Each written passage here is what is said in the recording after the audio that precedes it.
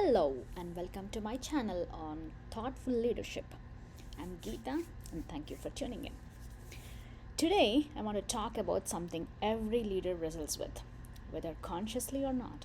That is, how do you lead with empathy without compromising on performance? So, how do you create a culture where people feel safe but also challenged to grow? The truth is, the best leaders don't choose either empathy or performance. They know how to hold both. And that's what makes them powerful. So let's start with why this matters so much. We are living in a time when people are burned out, questioning purpose, and craving more meaning at work. At the same time, businesses are under immense pressure to perform, to hit numbers, drive innovation, and stay lean. So, as a leader, you're constantly walking a tightrope. So, you're supposed to support people emotionally, but don't lower that bar. Be understanding, but still accountable. Be human, but also drive results. This tension isn't a weakness, it's actually where real leadership lives. So let's clear up a myth. Empathy is not weakness. Empathy means you understand what someone is going through. You care, you're listening, you're not reactive.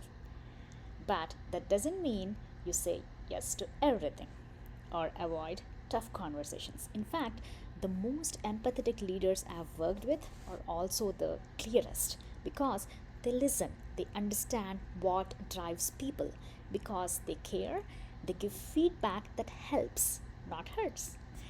Empathy without clarity is confusion, but and also clarity without empathy is cruelty.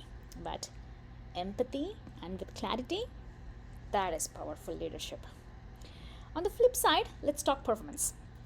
A high performing team isn't built through fear, it's built through trust, through alignment, through purpose. When people feel seen and supported, they bring more of themselves to the table.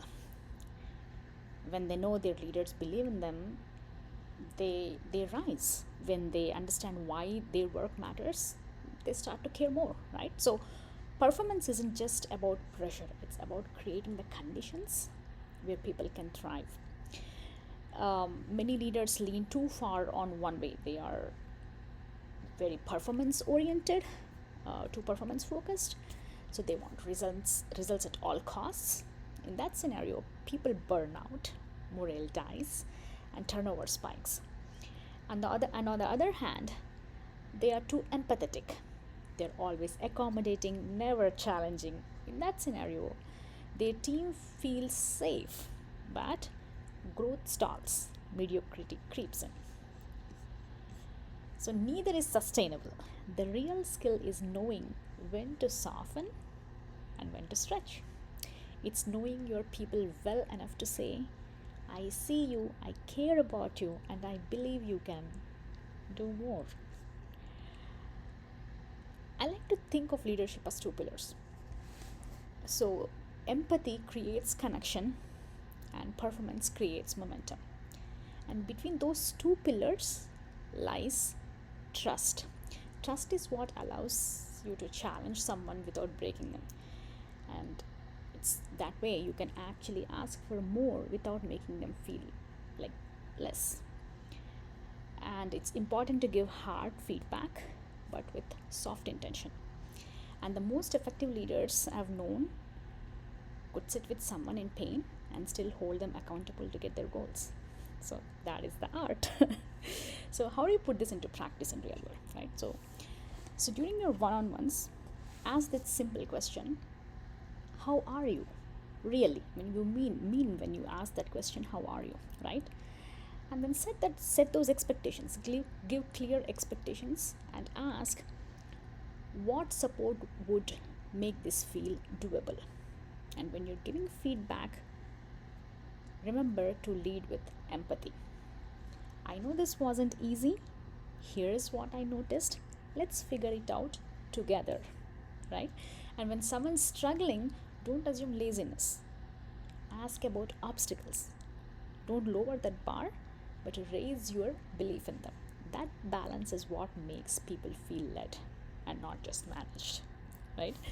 So, to lead today, especially in a world filled with uncertainty and change, we as leaders have to hold both heart and standards, compassion and clarity, patience and also progress. The next time when you're faced with that tough moment, ask yourself, what would it take to lead with both kindness and at the same time also stay strong? Because that is what leadership is all about, the courage to care and the strength to act. Thanks for listening.